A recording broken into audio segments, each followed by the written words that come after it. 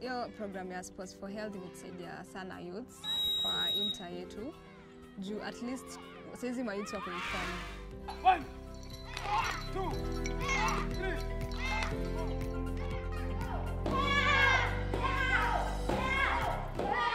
The Sports for Health is a program run by AMREF, basically to deliver change through sports. Specifically for the Sports for Health project, it's one that's implemented here in Dagoretti sub-county, as well as Embakasi East sub-county.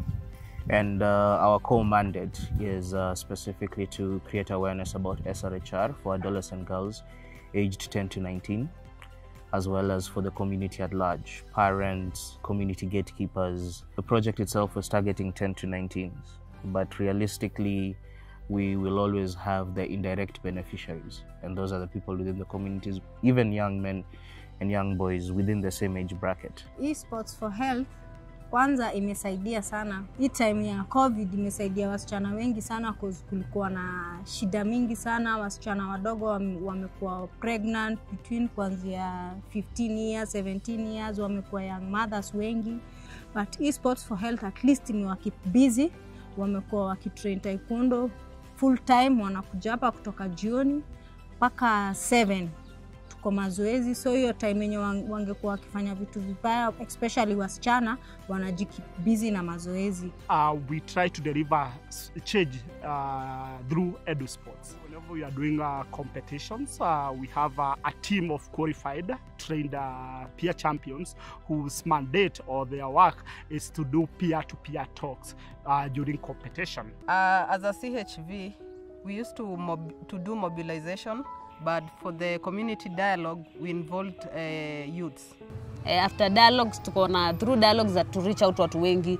Juu unajua kuna wale watu wa shule, wezi na tuna kwa mashule kufunza watu nini. So wakika story na sports, unapata kitu kaa saa to, unajua watu kuja kutrain nini. So hiyo wakuja kutrain, wakishamaliza kucheza ball. So through sports, tunawa reach out, bado tunabonga nao story na hizo drugs, vitu zetu tulifunzwa.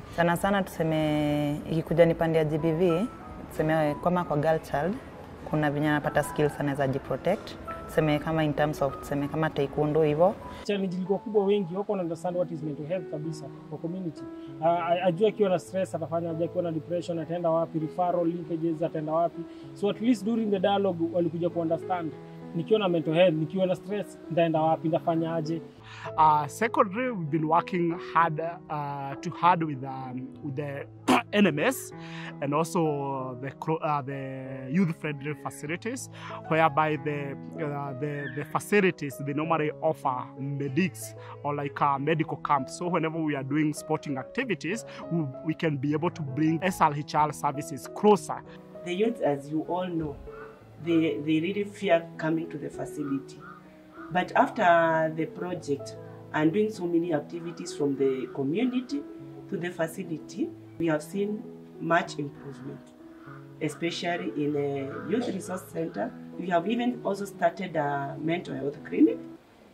But I can tell you, it is the youths. The number of youths are higher than the normal population. Another key achievement for me would be the sports. Sports existed within the communities. What we did was just capacity build a few people with our partnerships with sports federations. So we had more coaches, we provided more equipment, and we regularized a lot of the competitions.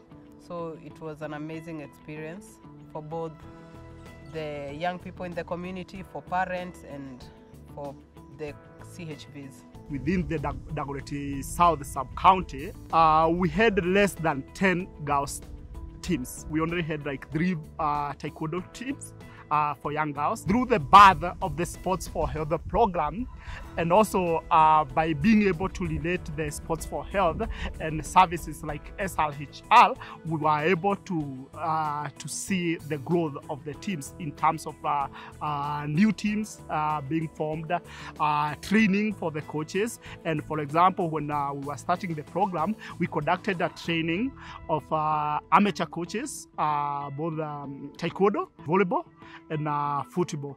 One of the challenges, kuna ile limitation ambayo ilikuwa nayo kwa sababu ulikuwa unapata hii program ilikuwa ina specify age na numbers. Then ilikuwa yani ile muda.